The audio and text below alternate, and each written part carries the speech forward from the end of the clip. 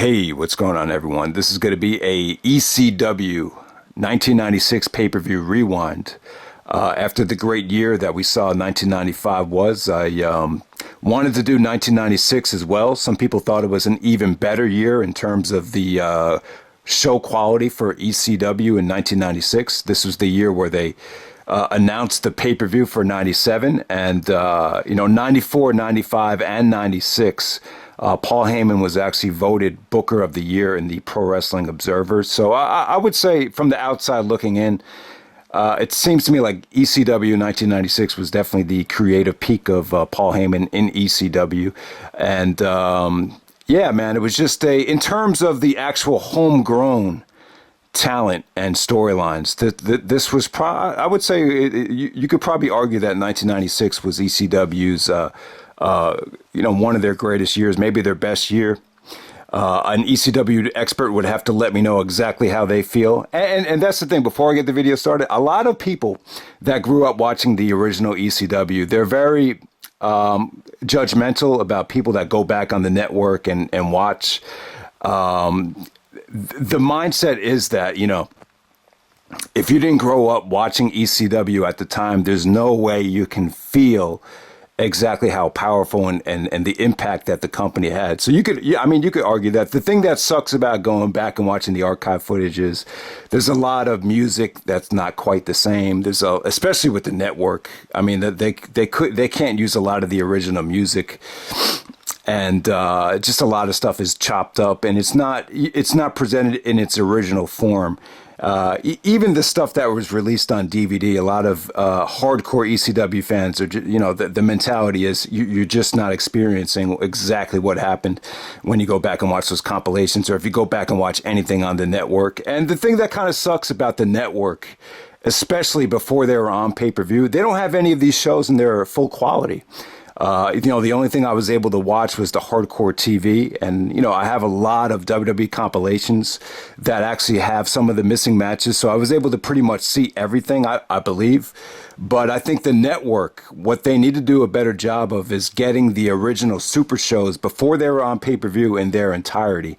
Because they only have one show from 1996 on the network, which is Cyberslam 96, but they're missing the rest of the 11 Super Shows. So I don't know what the deal with that is. That's kind of crappy for the WWE network. They promote like they have all this quality, but they're missing 11 of the shows. So yeah, let me just touch on some of the magical moments before I get into the feuds. All right, so when we look back at ECW in 96, you had the debut of Brian Pillman. So before Pillman went to the WWF at the time in 96, he came into ECW and did a lot of shoot style promos. He actually threatened to take his dick out and piss in the crowd. Someone even had a sign in the crowd that said, "Pillman, don't work me." So, Pillman was a good fit for ECW. He was out of control. He was cutting edge. And definitely definitely got a lot of attention, I would say, looking back on it. So yeah, Pillman, he actually was at Cyberslam 96, so that's on the network if you want to go back and check that out. You'll see the debut of Brian Pillman. Also, you had Kurt Angle make his pro wrestling debut October 26, 1996. I believe the show was called High Incident. Yeah, Angle was so clean cut at the time. He was so innocent. It looks like another person looking back on it. But Angle had just won the gold medals. They paid him a lot of respect. He actually did commentary in a shoot style match between Taz and Little Guido. And his commentary was good. Kurt really he was actually surprised by a lot of the great wrestling that Taz did. He actually cut a promo with Taz. There's a rumor that Taz wanted Angle to join ECW so he could beat him and go over him.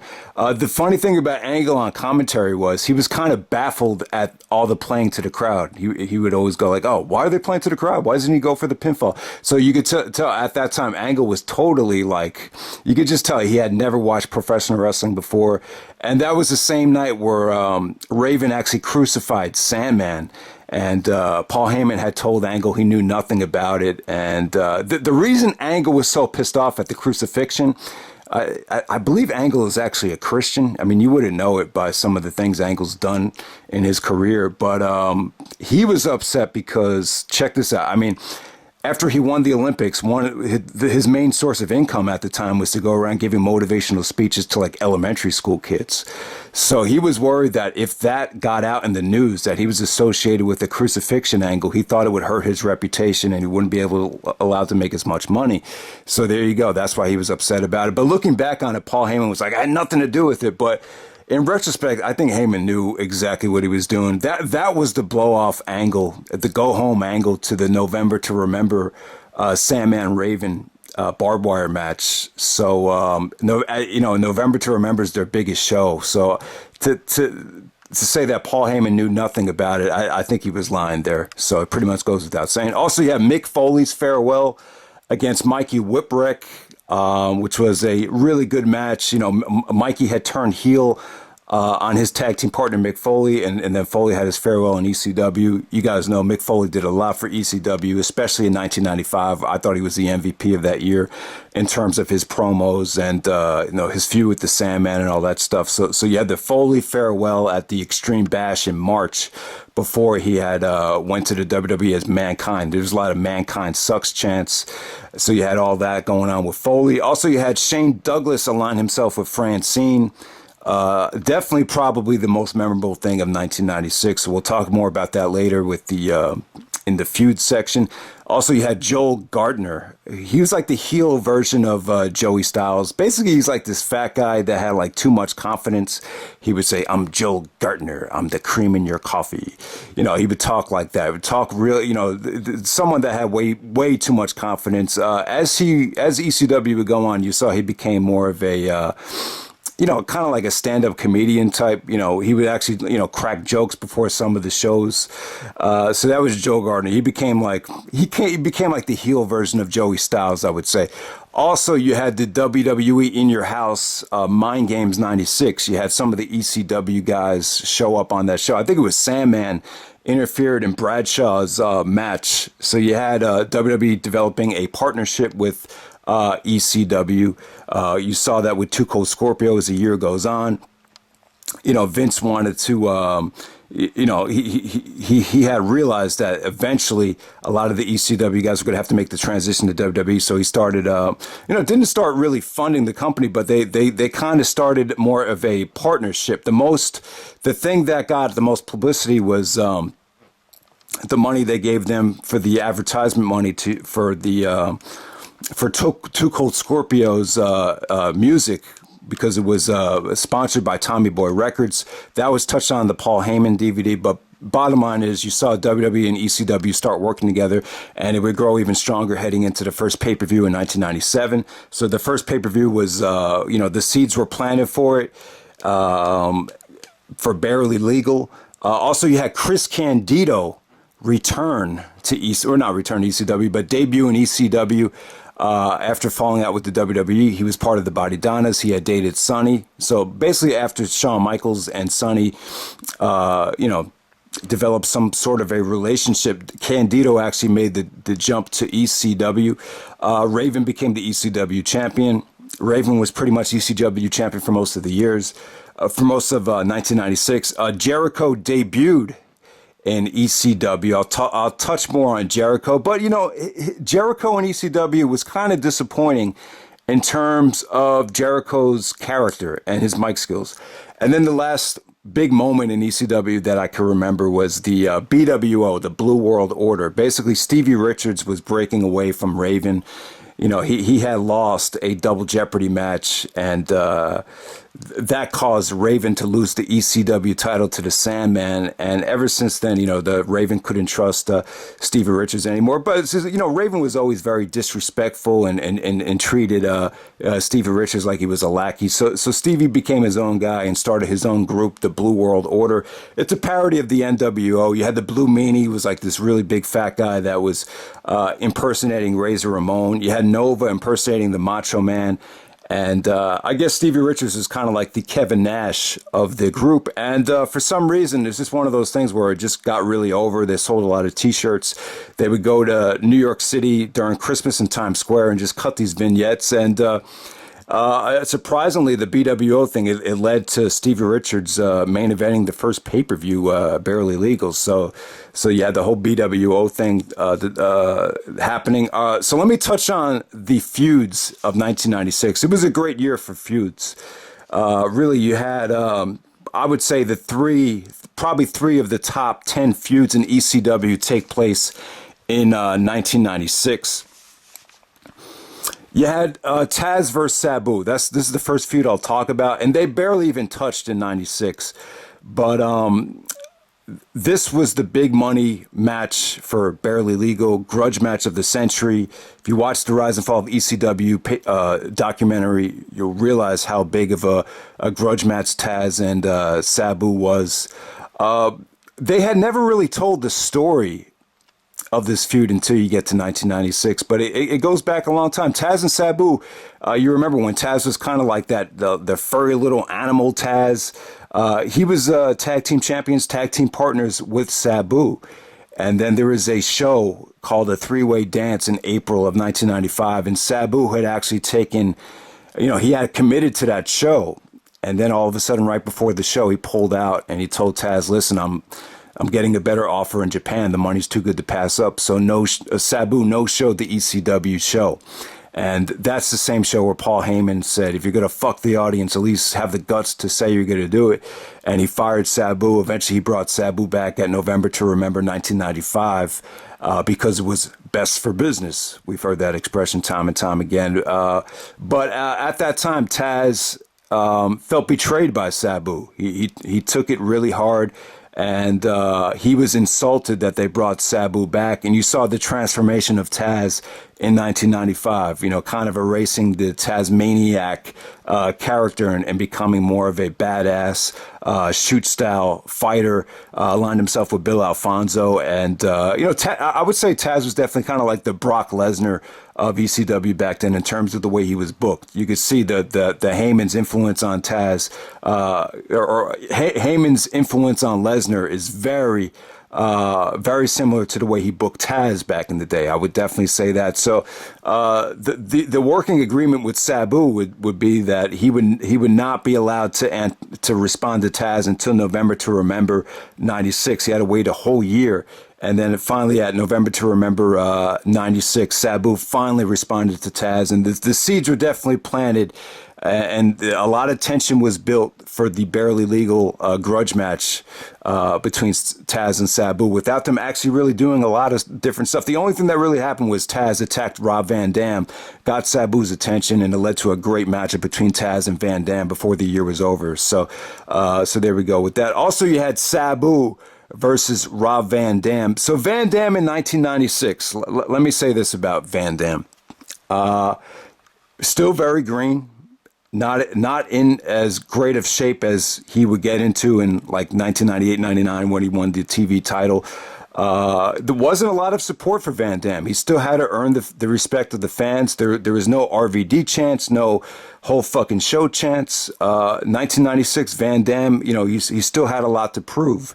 He had trained with Sabu. They had trained in, Michigan with the original Sheik. So Sabu's one of the guys that helped Van Dam get into the business. So really, you didn't really see Sabu and Van Dam a lot in ECW in '96, but whenever you saw them, they would always compete against each other.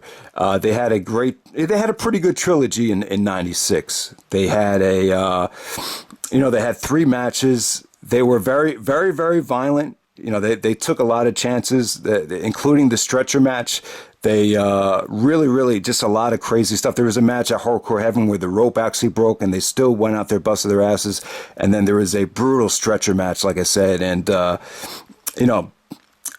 some of the most violent, the stretcher match was so brutal that they didn't even show it on television. So you had to get that, you had to get like the ECW compilation from WWE, the most violent matches, which wasn't even like NC-17. So that was one of those matches that was too brutal to televise. But, Sabu and Van Dam, it was all about respect. And Van Dam did not want to shake Sabu's hand and acted like a badass punk.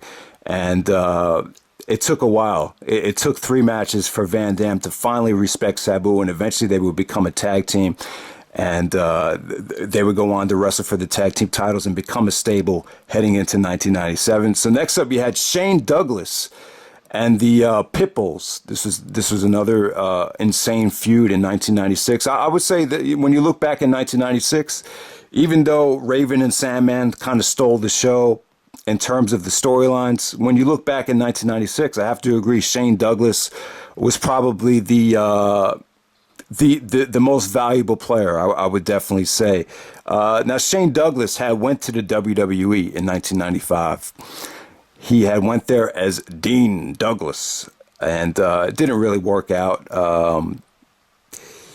Shane Douglas didn't get along with a lot of the top guys, didn't get along with Ric Flair in WCW, and then when he went to the WWF, he didn't get along with Shawn Michaels. And this is what I'm talking about when I say it was a bad mistake for ECW to constantly acknowledge WWE-related things. Shane Douglas took a lot of shots at Shawn Michaels throughout the year. There was even someone even had a sign that said Shane Douglas is not Click material. He felt like the Click and Michaels had sabotaged his career. Michaels had stated in his book that he thought Shane was a prick because he would take shots at Ric Flair. So you had that whole situation. So Shane never really got comfortable in the WWE and came back to ECW where he was allowed to, reach his creative peak. And, Shane became television champion. There was you have four guys going back and forth with the ECW Television Championship. Shane Douglas, Jericho, Two Cold Scorpio, and then you have Pitbull number 2. And,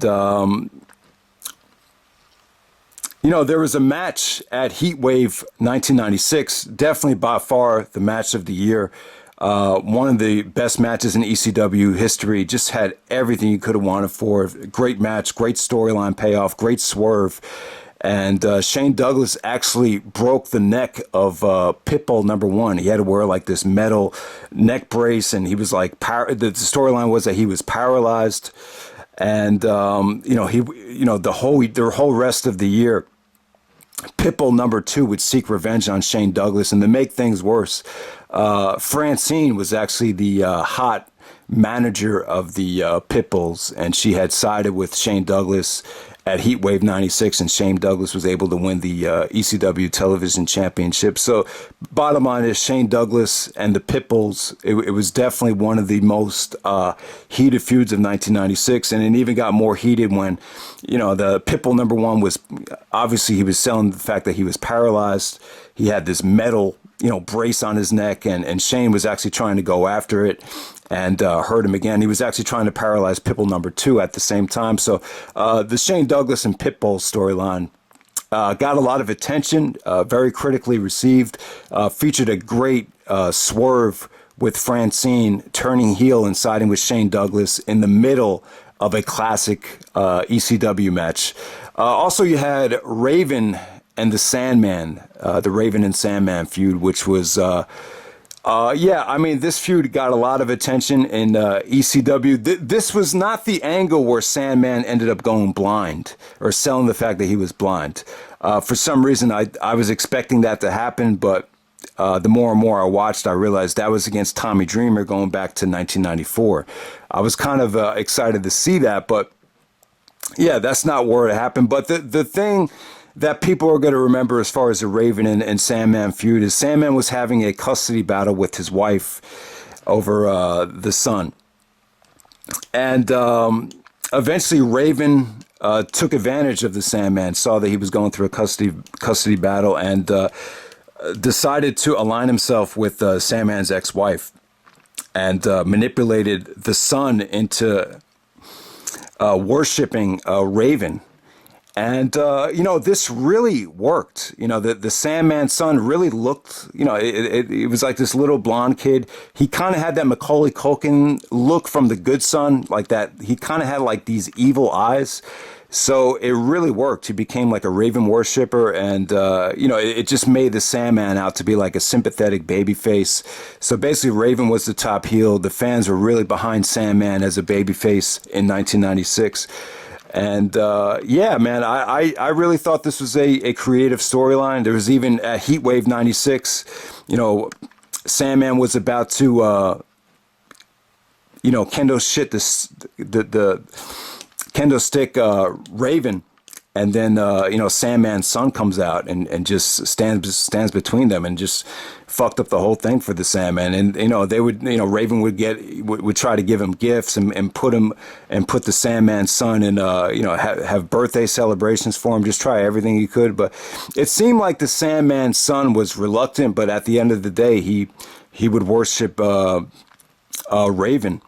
And it just made for a very it was an intriguing storyline. I would definitely say it was just like me describing it. It's kind of like it doesn't sound like that big of a deal. But I think at the time in '96, you never really had seen anything like that before. To get this little kid involved in such a bloody and violent and kind of chaotic storyline. Another feud in 1996 was Tommy Dreamer and Brian Lee. Dreamer and Raven have been feuding in 1995, and Raven and Dreamer, the feud lasted forever, and they had that whole pregnancy storyline going on there. So Brian Lee was like a hired gun. Brian Lee actually was the fake Undertaker in the Undertaker versus Undertaker match at SummerSlam '94, so that's why you saw a lot of rest in peace chants to him. But Dreamer and Brian Lee, they had a lot of like scaffold matches. They had a match at High Incident where Dreamer knocked Brian Lee off a scaffold onto all these tables. It was just cutting edge stuff he had never seen before. So Dreamer was kind of preoccupied with that. Dreamer would also go on the feud with the franchise Shane Douglas.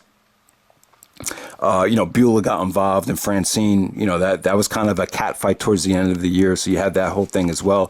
The Eliminators and the Gangstas, that was pretty much the tag team championship scene right here. I mean, it was pretty good. You had Perry Saturn and Cronus. Perry Saturn, surprisingly, was like the guy that did all the mic work for the Eliminators. Eliminators were pretty cutting edge, good high flyers for really muscular big men. They were pretty good high flyers. They had a killer finishing maneuver.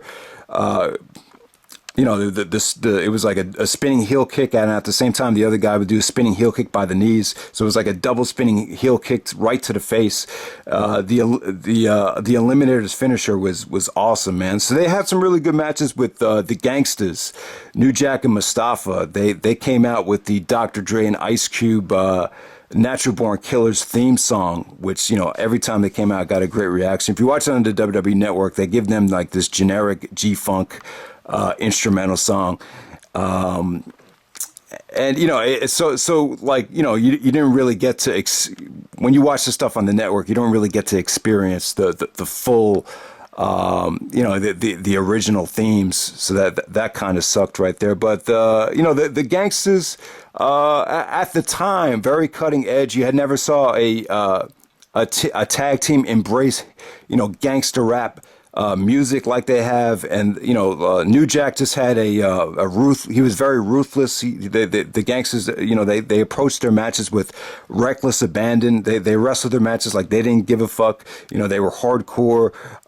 So the Eliminators and the Gangstas had some, a lot of violent wars. I mean, you could classify some of these matches as a bunch of violent crap, but they had a great steel cage match at Gangsta's Paradise, featured a lot of high flying, a lot of violent table bumps. And so for the most part, I thought the Eliminators and the Gangstas had a really good feud. And New Jack cut some great promos as well, man.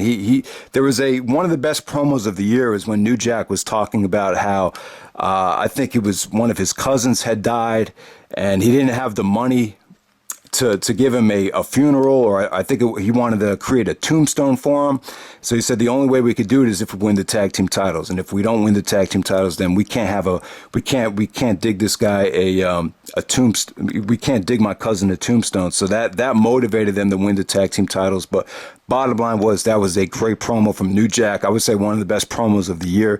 So without a doubt, Eliminators had some great matches with Van Dam and Sabu going into '97. So they were a great tag team. The Gangstas, man, they were, I wouldn't say they were great wrestlers, but they definitely brought like that. They were just so much different than anything you had ever seen before. in WWE and WCW at the time. Like Paul Heyman said in his documentary, he was really the first one to introduce hardcore gangster rap to the professional wrestling audience, and you saw that with the Gangstas right there. All right, so let me give you the top 10 matches of the year. At number 10, I'm going to go with Rob Van Dam versus Taz from Holiday Hell. So at November to Remember, Taz got Sabu's attention and choked out Van Dam. This led to a Taz and Van Dam match at Holiday Hell. Taz ended up breaking his nose and getting a black eye.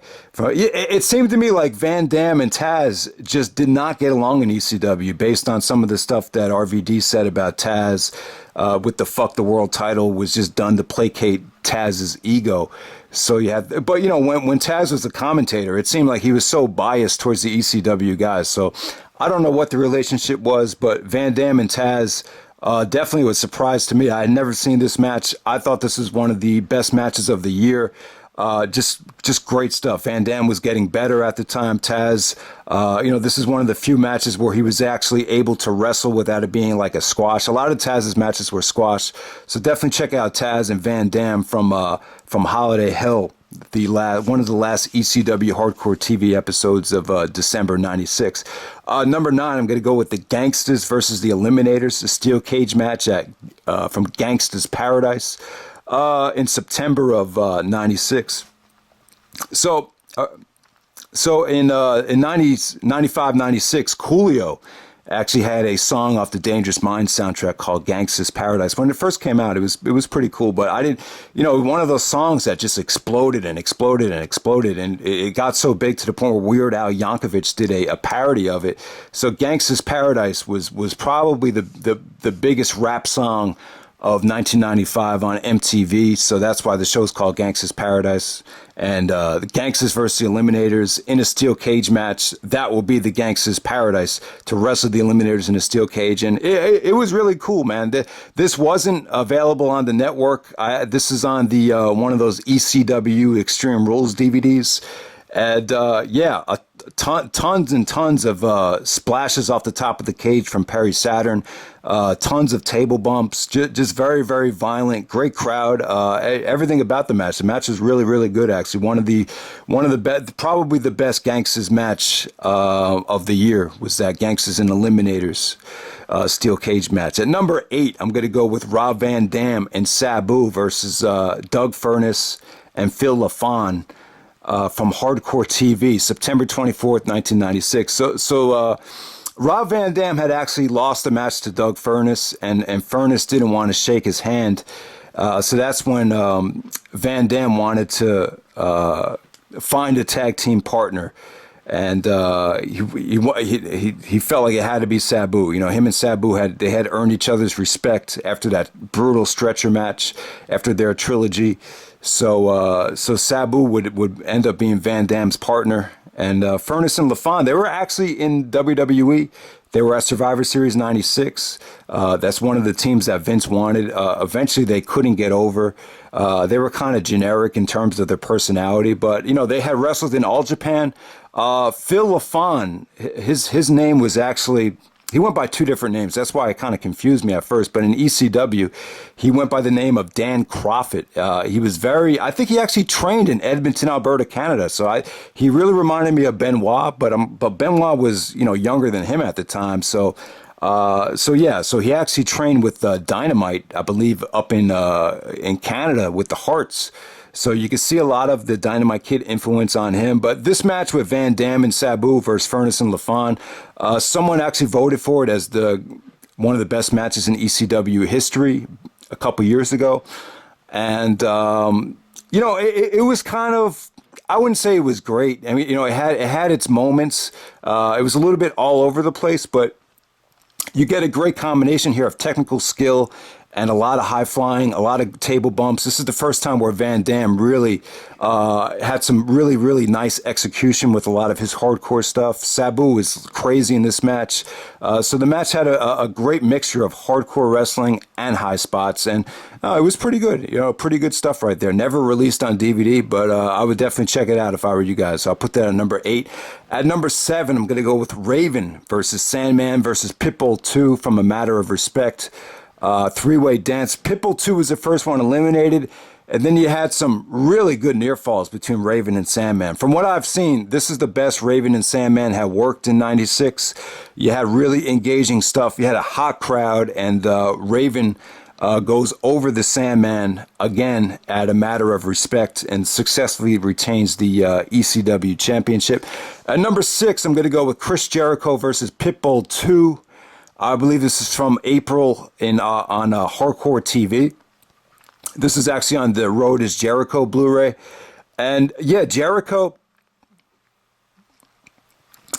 actually wins the television championship here. He actually pulled out a lot of high-risk maneuvers. Jericho looked hungry. He did an awesome Hurricane Rana to the Pitbull 2 to actually defeat him. Pitbull 2 was distracted by Shane Douglas at ringside. Francine was actually Pitbull 2's valet at the time, and Franchise was trying to, really trying to seduce her at ringside and get under her skin. So you had that whole thing going on. Jericho was able to take advantage of it, and you just saw some wicked offense. Jericho and Pitbull 2, this is one of the best, I'll probably say the best Jericho singles match in ECW. At number 5, I'm going to go with Rey Mysterio versus Juventud Guerrera from the Big Ash Extreme Bash of March of 1996. So this is kind of like Rey Mysterio's last ECW match before heading to the WCW. And Juventud Guerrera. Yeah, I was always impressed by him, man. Eventually him and Ray would go to WCW, have even more matches as well. But what you remember about this match was they actually brawled into the parking lot in outside the ECW arena. And Rey Mysterio actually does a Hurricane Rana off the top of the card to Juventud Guerrera. And man, when I first saw that match on a compilation, I was like, man, that is cool as hell. We've never seen anything like that before. And, I don't want the match just to get classified as a one-match spot. Once they got back into the ring, you saw some wicked offense between both guys. Mysterio was just a god back then, man. He was awesome in 95, 96. I'm going to put that at number 5. And number 4, I'm going to go with Sabu versus Rob Van Dam. The Doctor is in the stretcher match. Awesome stuff. Career-threatening matches. I had first heard about this match on WWE Bite This. Someone called up and said, hey, RVD, I just want to tell you, your stretcher match is my favorite match ever. And then Van Dam's like, thank you, I'm very proud of that match. And I was like, man, I got to see that. And they finally released it on ECW's Most Violent Matches in, I think it was in 2006. And just brutal stuff here, man. Don't try this at home stuff. They actually set up a table from the edge of the ring apron onto the guardrail, and I think Sabu actually did a DDT off the top rope to Van Dam through that table. The ending of the match, Van Dam does like a plancha from the top turnbuckle, misses, and hits the stretcher after Sabu jumps up from the stretcher, and Van Dam is actually wheeled off on the stretcher. So, yeah, that was great. The Sabu and Van Dam trilogy, really good stuff, man. The rope actually broke at Hardcore Heaven, but their match at Matter of Respect, that got a lot. That was the first time where Van Dam finally got a little bit of respect from the audience, and he didn't shake Sabu's hand. The trilogy finally ended in this brutal stretcher match. Number 3. Underrated match. I'm going to go with Too Cold Scorpio versus Shane Douglas from A Matter of Respect. They actually put this on one of the ECW unreleased Blu-rays, and really good stuff. Really brutal stuff. Power bombs on the concrete on the outside. Great high spots from Scorpio. Shane Douglas is an underrated wrestler, man. I'll give him a lot of credit. Shane actually won the match and won the television championship. And at the end of the match, it was a great promo and a great swerve as well. He basically said that he basically admitted that Too Cold Scorpio was better than him. He said, if there's one man that's better than me, it's you, Too Cold Scorpio. So the match seemed like it was going to end with a big, show of respect between both guys. And all of a sudden, Shane Douglas demands that Too Cold put the television championship around his waist, and then it was kind of disrespectful to do that, and then he just beat the crap out of Shane Douglas, and that kind of started one of Shane Douglas's feuds heading into the summertime. So yeah, definitely the Too Cold Scorpio, Shane Douglas, Jericho, Pitbull 2, that was a great core that feuded over the ECW television championship. Number 2, I'm going to go with Sabu versus Too Cold Scorpio from Cyberslam of '96. This was actually released on the Rise and Fall of ECW DVD, so I'm sure most of you guys have seen this match. This went a half hour. I believe there was no winner, but went to a half hour time limit. And yeah, like, you know, if you guys want to see high flying, depth evading, you know, deadly offense, just wicked stuff off the top rope from Sabu, Too Cold Scorpio, Hurricane Rana's shooting star presses. You know, if you love high flying with a little bit of a violent edge, you'll love the Sabu and Too Cold Scorpio match from Cyberslam '96. Some people think it's the best match in ECW history. It's definitely up there. And then number one, I'm going to go with Jericho defending the television championship against Shane Douglas. Pitbull number two, Too Cold Scorpio at Heat Wave 1996. To me, this is definitely the match of the year. This is one of my top 5 matches in ECW history. Jericho was the first one eliminated, but, you know, still, the match went really long, though. The match was about 40 minutes. This was on the first ECW compilation I had ever seen, Path of Destruction. And yeah, when me and my brother watched this, man, I was blown away by it. And, you know, you didn't even have to really be engaged with the storylines to really be blown away by this, because you had seen Francine come out with Pitbull 2, and then halfway through the match, she actually turned on him and sided with the franchise Shane Douglas. She actually took off her skirt, and underneath her skirt was a franchise bikini. So that was pretty cool. And then during the match, the Pitbulls actually powerbomb Francine through a table, but still wasn't enough. Shane Douglas does a belly-to-belly suplex to win the television championship, and put Pitbull 2 away. So yeah, man, this match had everything. It was a great match, featured great wrestling. It got a lot of time. You had a great swerve. You had a great double cross. And yeah, man, I just think this was an incredible match. Definitely my match of the year for 1996. So let's move on from here. All right, so let me talk about the shows really quickly. Like I said, the WWE Network, they don't have the shows in their full entirety, and there was no pay-per-view at the time. They only had one show, Cyberslam 1996 from February. The rest of these shows are not on the network. They're not available at high spots. Maybe they're at RF Video if any of you guys want to see them in their entirety with the original music, without all that chopped up editing. The first show of the year was House Party, January 96. All right, what do you remember about this show? I think this was the Public Enemy's farewell before heading to WCW. So they had a really good match with the Gangstas on the way out. So that was House Party. The next match was Cyberslam 96, featured Shane Douglas taking on Cactus Jack. Also Sabu, you know, Cyberslam 96 had Sabu versus Too Cold Scorpio, and Raven successfully defended the championship against the Sandman once again. So Raven had beat the Sandman in January and successfully defended against Sandman again at Cyberslam 96 with a ton of interference. The next big show was called Extreme Bash. It was March of 96. That featured Rey Mysterio and Juventud Guerrera's great match. Also, you had Mick Foley's farewell, so that was Extreme Bash. Hostile City Showdown. I believe you had Raven and Tommy Dreamer for the ECW Championship. Also, you had Rob Van Dam and Sabu in their first match, where Van Dam does not shake Sabu's hand. So that's Hostile City Showdown from April. When you get to May, the big show is called Matter of Respect. That's where you saw Shane Douglas defeat Too Cold Scorpio for the television championship. Also, you had Raven defend the championship in a great match against Sandman and Pitbull 2, the three-way dance. In June, you had Hardcore Heaven of 1996. That featured Tommy Dreamer and Brian Lee in one of those tables matches or scaffold matches. Also, Rob Van Dam and Sabu, the rope actually broke in that match. The show for July was called Heat Wave. That's where you saw Shane Douglas win the television championship in that four-way match. Also, you had a steel cage match, a tag match where the Sandman's son interfered and saved the Sandman in the steel cage, which came off great in terms of the storyline. In August, you had The Doctor Is In, featuring the Doctor is in. What did that have? That had the stretcher match between Rob Van Dam and Sabu. Trying to think of what else it had. I think it had Too Cold Scorpio versus Chris Jericho. That was also from the Doctor is in. I think there's another match I'm missing there. Gangstas Paradise, September. You had the steel cage match with the Gangstas and the Eliminators. High Incident was October of 1996. You had Brian Lee and Tommy Dreamer in that scaffold match. And also you had Kurt Angle showing up and the crucifixion of Sandman and Raven, which did not make it onto television.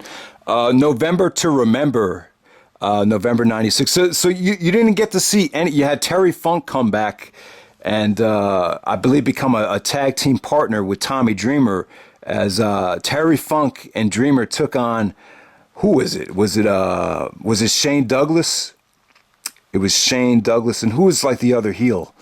I can't even remember. Was it Shane Douglas and Raven? No, it wasn't Raven. Shane Douglas and, man, I can't even remember. But yeah, Terry Funk came in to be like the legend, the savior, and you had that whole thing going on, and then Sandman actually won the championship in a double Jeopardy match where he actually pinned Stevie Richards. And then they had the rematch. It was a barbed wire match where Raven won the belt back from the Sandman at November to Remember. And yeah, so that's that. But that match not available on any DVD. That match was not available on the network, so I didn't get to see that. And then Holiday Hell was the last show.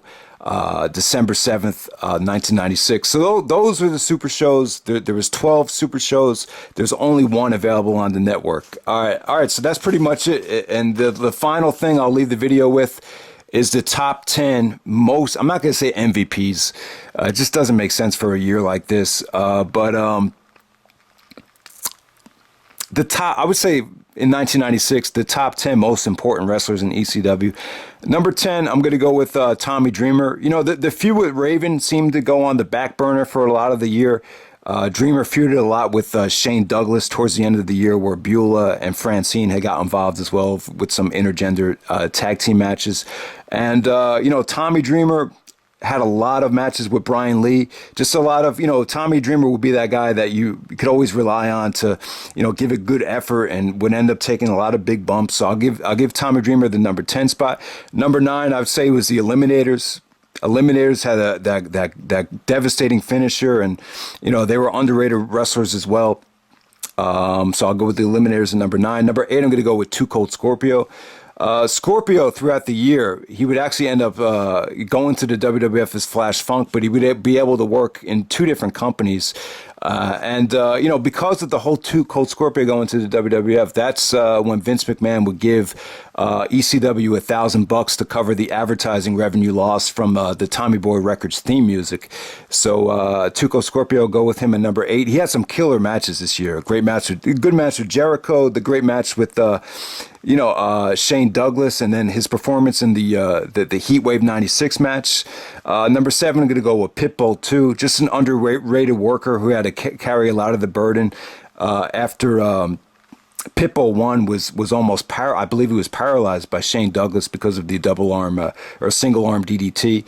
But Pitbull 2 with Francine turned on the Pitbulls, and Pitbull 2 really really stepped up his game this year. Really became like a workhorse in ECW. Number 6, I'm going to go with Chris Jericho. Yeah, so in terms of promos, there really wasn't any Jericho promos. In terms of having Jericho do anything storyline wise, really wasn't a lot. I think Jericho might have been wrestling maybe in Japan most of the year, but whenever he did come to ECW, his matches were good. Took a lot of chances. They were exciting, but in terms of Jericho cutting promos or being allowed to say anything in terms of developing any storylines, there really wasn't a lot that Jericho said. At number 5, I'm going to go with Tazz. Tazz was good, man. Really good mic skills, really intimidating, just no nonsense. I didn't realize Tazz was this good on the stick or on the mic until I had watched ECW in 1996. So that's one of the things you realize. It's in terms of Tazz was very, very protected though. He was basically a shoot style fighter.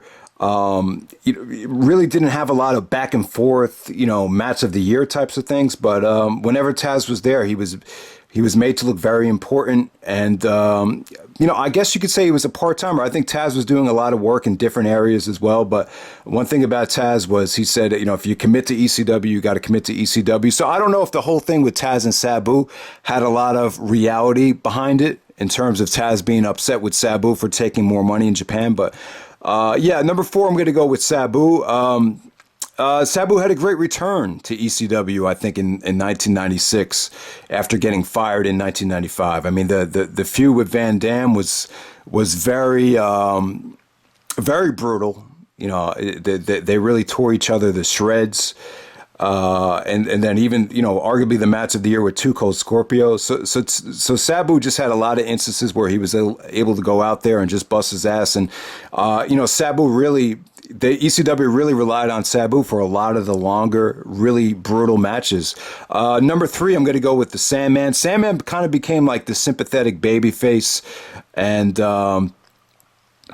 yeah, man, there was just a lot of moments where the fans were very sympathetic of the Sandman because of the storyline, because of Raven being manipulative and getting Sandman's family to turn against him, and also just Raven hitting Sandman with the kendo stick and Sandman bleeding from the eye. There's just so Sandman really became the top baby face in ECW in 1996 after being a heel for most of 1995. Number 2, I'm actually going to go with Raven. So ECW kayfabe commentaries. They did a timeline of ECW in 1996, and they picked Raven to be the one that really stood out in 1996 the most.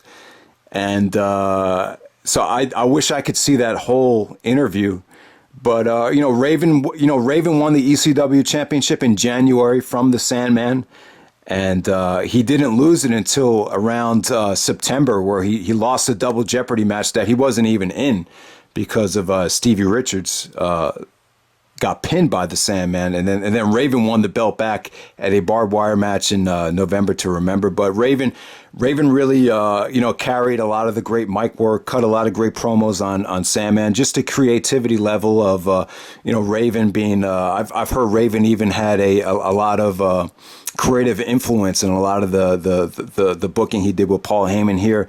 So definitely Raven, I'll give him the number 2 spot. And then number 1, I got to go with Shane Douglas. After Douglas had he would say a nightmarish WWE run, he came back with a bang. He had a really good match with Mick Foley, where you could see Shane Douglas's turn of direction, and aligned himself with Francine, and just became the top, one of the top heels in ECW, and was the ECW television champion throughout most of the year. So yeah, Shane Douglas did a lot for ECW. I mean, initially he was like their first champion, went to the WWE, but came back, kind of redefined himself, and really took the company to another level in 1996. So I'll say Shane Douglas was the MVP. So that's pretty much it, guys. That's ECW in 1996. Hope you guys enjoyed the video, and I'm out. All right.